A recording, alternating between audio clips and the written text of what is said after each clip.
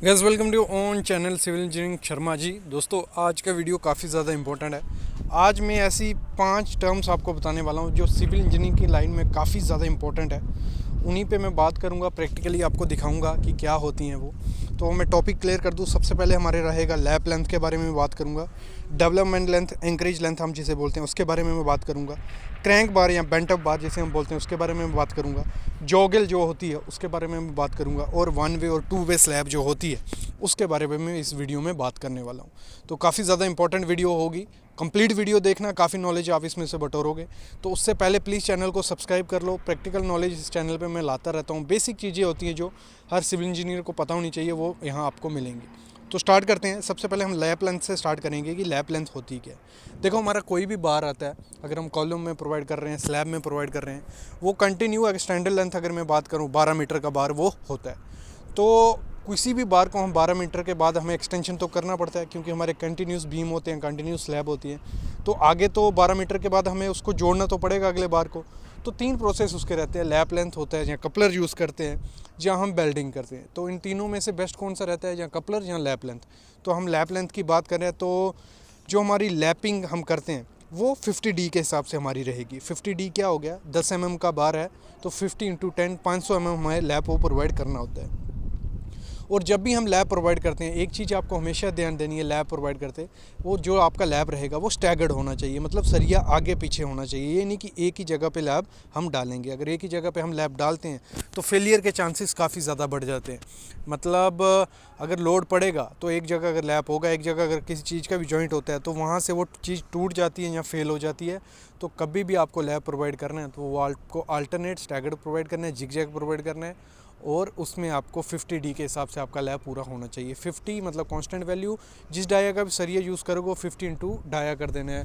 अगर 10 mm का है तो 500, अगर आपका 16 mm का है तो 800, अगर 20 mm का सरिया तो 50 × 20 1000 mm, अगर 12 mm का 25 mm का सरिया तो 50 × 25 1250 mm हमारा हो गया। ऐसे ऐसे ही करते हैं, हम लैब प्रोवाइड करते हैं। और 32 mm से जो ऊपर सरिया होता है उसमें लैप अलाउड नहीं होता है। लैप अलाउड इसलिए भी नहीं होता है कि वो प्रॉपर हो भी नहीं पाता है, और अगर वो लैप करेंगे भी वो कॉस्टली भी पड़ता है, और उसमें जॉगल मारेंगे तो वो प्रॉपर लोड डिस्ट्रीब्यूट नहीं कर पाएगा।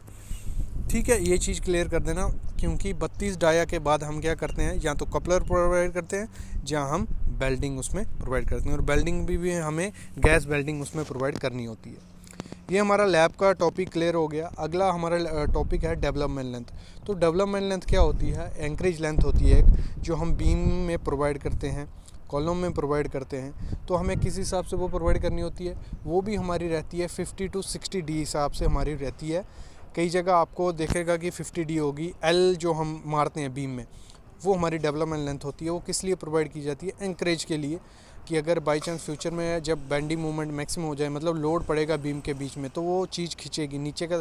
अगर सिंपली सपोर्टेड बीम है हमारा, ऊपर हमारा कंप्रेशन जोन है, नीचे टेंशन जोन है, तो जैसे ही लोड पड़ेगा नीचे का जो सरिया होगा वो खींचेगा, टेंसाइल लेगा, मतलब टेंशन आएगी उसमें, और ऊपर के सरिये में कंप्रेशन आएगी। दोनों केसेस में सरिया क्या होता है, जंक्शन से भागने की कोशिश करता है। तो उसमें अगर हमने डेवलपमेंट लेंथ या एंकरेज लेंथ प्रोवाइड की होगी तो वहाँ फेलियर के चांसेस काफ़ी ज़्यादा कम हो जाते हैं। और ये हम रखते हैं 50D, तो सेम लैब की तरह होता है। 50 × 20 डाया का सरिया है तो 1000 mm हमारी एल की लेंथ होनी चाहिए। कई जगह आपको देखने को मिलेगा 50D + 10DB। तो उस केसेस में क्या होता है, 50D हो गया, 50 हमारा कांस्टेंट वैल्यू, डी हमारा हो गया डाया, प्लस 10DB हो गया 10 × डाया ऑफ बार, मतलब 100 mm हमारा बढ़ जाएगा अगर 10 mm का सरिया हम यूज़ कर रहे हैं। तो वैसे ही ये फार्मूला इसके लिए होता है। अगली जो मैं बात करने जा रहा हूँ वो है हमारा क्रैंक बार, जहाँ जिसे हम बेंट अप बार बोलते हैं, जो सामने आप देख रहे हो। तो पहले मैं बात करूँगा कि क्रैंक बार हम प्रोवाइड क्यों करते हैं। देखो, क्रैंक बार को प्रोवाइड करने का एक ही रीज़न है कि इस एरिया में शेयर फोर्स मैक्सिमम होती है, तो उसको रेजिस्ट करने के लिए हमें क्रैंक बार प्रोवाइड करना पड़ता है। इंडिया के जो वर्किंग स्टैंडर्ड है उसमें अल्टरनेट बेंट अप आपको स्लैब में देखने को मिलेगा, और इससे क्या होता है, आप पूरे में भी बेंट अप प्रोवाइड कर सकते हो, लेकिन उससे कॉस्ट इंक्रीज़ होगी, सरिया थोड़ा ज़्यादा लगेगा, इसलिए हम अल्टरनेट रखते हैं, उससे भी हमारा काम चल जाता है। तो इसमें क्या होता है, एक तो हम शेयर फोर्स को रेजिस्ट करने के लिए बेंट अप बार प्रोवाइड करते हैं, दूसरा जो हमारा नेगेटिव बेंडिंग मोमेंट क्रिएट होता है यहाँ पे, तो उसको भी ये रेजिस्ट कर देता है। तो बेसिकली अगर आप देखो तो जो बीम की सपोर्ट्स होती हैं, जो कॉलम के इर्द गिर्द के एरिया में, जब लोड पड़ेगा स्लैब पे तो वहाँ से फेलियर के चांसेस काफ़ी ज़्यादा बढ़ जाते हैं। अगर किसी चीज़ को हम दबाते हैं तो साइड से वो उठने की कोशिश करता है, तो वही चीज़ है, उसको उठने से रोकने के लिए हम जो हमारी नेगेटिव रेनफोर्समेंट हम जिसे बोलते हैं, क्रैंक बार जो होता है हॉगिंग को रोकने के लिए, तो इसलिए हम वेंटर बार प्रोवाइड करवाते हैं।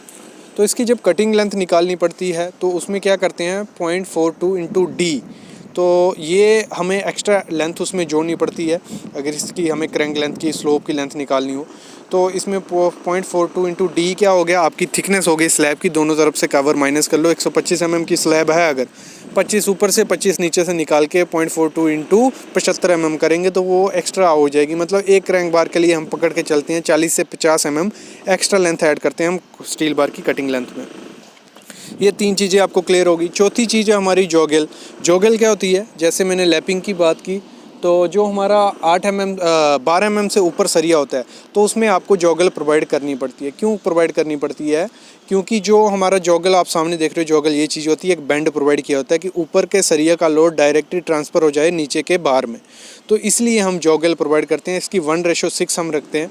मतलब ऐसे आपका जो बैंड होगा वो 60 mm रहेगा, और जो हमारा वर्टिकल एरिया होगा वो हमारा 6 गुना ज़्यादा होगा हॉरिजेंटल से। हॉरिजेंटल अगर हमारा 1 है, मतलब 10 mm है, तो हाइट उसकी 60 mm आपकी होगी। तो 1:6 की हम उसे स्लोप प्रोवाइड करते हैं। ये चीज़ आपको ध्यान रखनी है जॉगल प्रोवाइड करते हुए।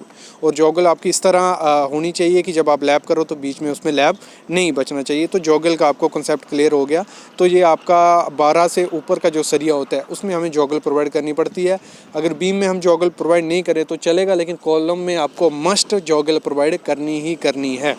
अगला जो टॉपिक है हमारा वो 1 वे 2 वे स्लैब है। उसका थ्योरेटिकल तो आप सबको पता ही होगा, लेकिन अगर हम ऐसे थोड़ा मैं यूनिक वे से आपको समझाऊं, देखो हमारे चारों तरफ बीम है, अगर एक स्लैब है हमारी सामने जैसे आप देख रहे हो चारों तरफ बीम है, तो अगर हम दो तरफ क्रैंक टूट रहे हैं, मतलब वो उसका लोड जो डिस्ट्रीब्यूट हो रहा है, जो मैक्सिमम शेयर फोर्स आ रहा है वो दोनों तरफ उसका होगा। लेकिन अगर हमारे चारों तरफ क्रैंक टूट रहे हैं, बीम के चारों तरफ क्रैंक आ रहा है, तो उसका लोड जो डिस्ट्रीब्यूट हो रहा है वो चारों बीम पे जा रहा है। तो उस केस में क्या होता है, उसे हम 2 वे स्लैब बोलते हैं कि वो लोड जो होगा वो चारों बीम पे जाएगा, बीम के थ्रू कॉलम पे जाएगा। लेकिन 1 वे स्लैब में हमारा क्या होता है, उसमें हमारा जो जोन होता है, जो दो तरफ उसका लोड डिस्ट्रीब्यूट होगा। मतलब उसमें हमारा जो छोटा पार्ट होगा उसमें हमारा लोड जा रहा है, मेन बार उस छोटे पार्ट में पड़ेगा और बड़े पार्ट में हमारा डिस्ट्रीब्यूशन बार पड़ेगा। तो लोड दो जगह हमारा डिस्ट्रीब्यूट होगा। ये बेसिक मैं आपको बता रहा हूँ। ऐसे थ्योरेटिकल तो इस पर काफ़ी चीज़ें हैं, L/B का रेशो <2 या बड़ा उससे 2 से, तो वो चीज़ मैं इसमें क्लियर नहीं करूँगा, वो वीडियो में बना चुका हूँ 1 वे 2 वे स्लैब की। तो ये बेसिक 5 टॉपिक थे, आपको ये पता ही होने चाहिए as a site engineer, civil engineer. तो ऐसे ही बेसिक प्रैक्टिकल नॉलेज आपको इस चैनल पे मिलता रहेगा। उसके लिए प्लीज़ चैनल को सब्सक्राइब कर लो और बेल आइकन ज़रूर दबा लो। Thank you guys.